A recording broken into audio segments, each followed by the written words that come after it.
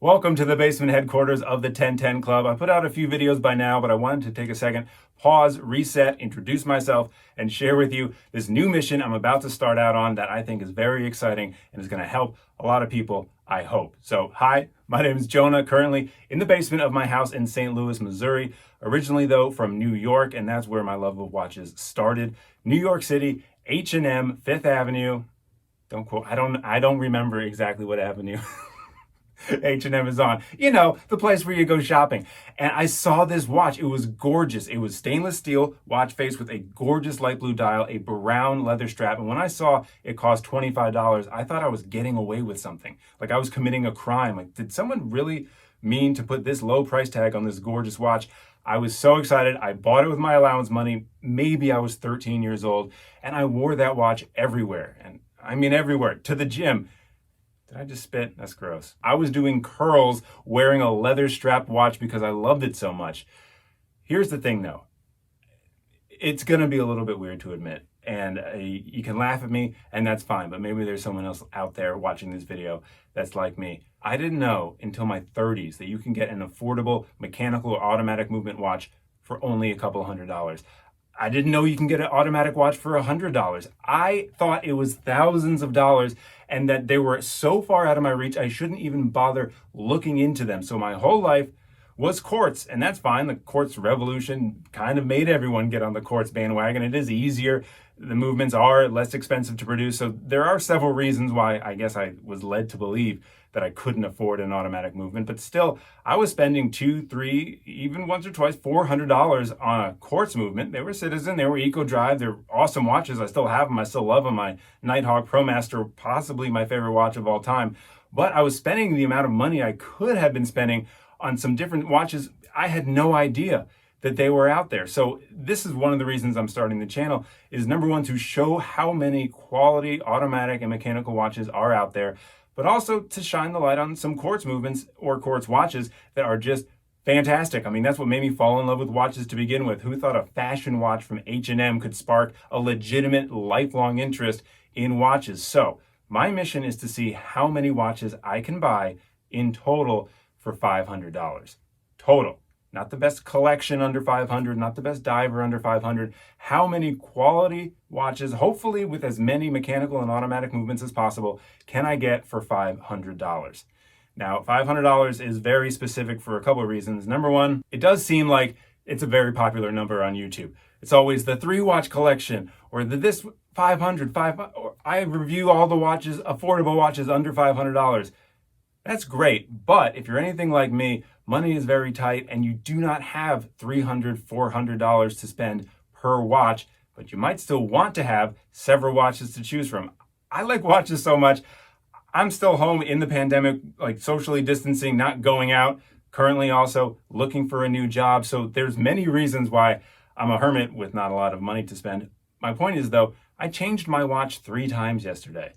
For fun, because I wanted to. That might be on the extreme side, but isn't that why we buy these watches? To enjoy them, to have fun with them, to look down and say, look at, see, I just got caught up trying to give an example and I just fell into the trap. By the way, this Casio, the Royale, I did mod it, taking off a lot of the markings. There's a video coming on that. I made a huge mistake I want you to avoid, so check it out to see how to not screw it up royally and also how to finish it nicely. Yeah, this watch is awesome. But there you go, a quality quartz watch that's phenomenal.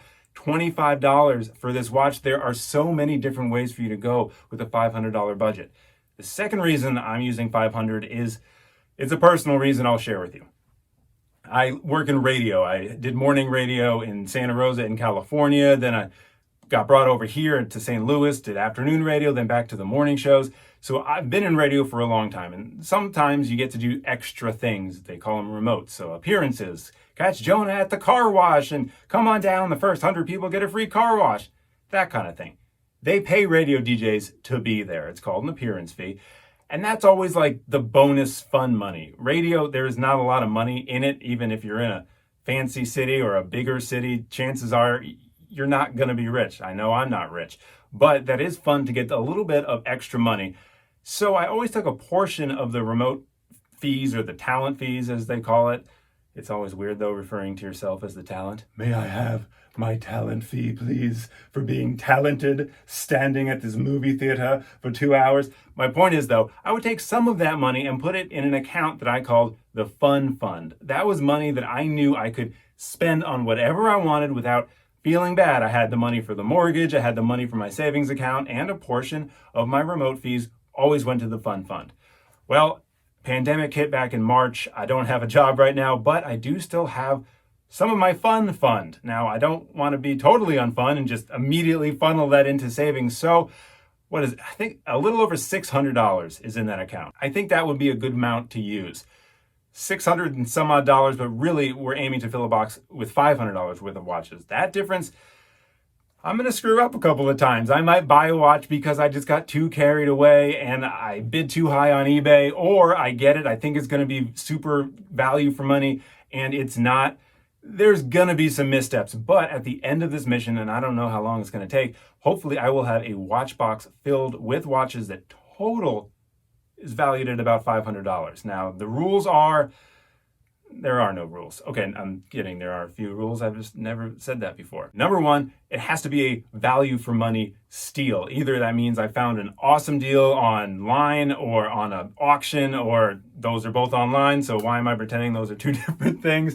What I'm trying to say is nothing is out of bounds, but they have to make sense for what I'm looking for. So it could be an auction on eBay. It could be a warehouse deal from Amazon where the package is damaged. It could be someone who hates their ex-husband, so they want to sell their watch for way under market value. Whatever it is, I got dirty trying to find the cheapest version of this amazing watch. And hopefully I can pass along some tips to you while we're doing this so we can all learn and save money while having something cool on the wrist. That's the point, to spend the least to get the most. At least that's the point of this channel and this club. So if you'd like to be a member of the 1010 Club, really all you have to do is love watches, have a bargain mindset, and click subscribe below. That would be awesome, and it's gonna be fun. I'm gonna show you some of the coolest watches, some watches you possibly never have heard of before. I don't know if that sentence was grammatically correct, what I just said, but I'm just gonna keep on rolling. It's just gonna be a good time. There's gonna be Casios, there's gonna be Orients, there's gonna be Seikos, but there's also gonna be some watches you hadn't heard of before. I just said that, but I think that makes more grammatic sense, and like I told you, I'm just gonna keep going. I'm on a roll, I'm not stopping. I have a budget, I have a love of watches, and I have this YouTube channel. Thanks for being here with me. I'll say subscribe one more time because you're supposed to, because it's YouTube. I do appreciate it, and we'll get into these videos. Well, I mean, you're in this one, and you'll see the next one, and hopefully there was one before this. Unless the world explodes, there'll be a lot of videos coming soon. Thank you.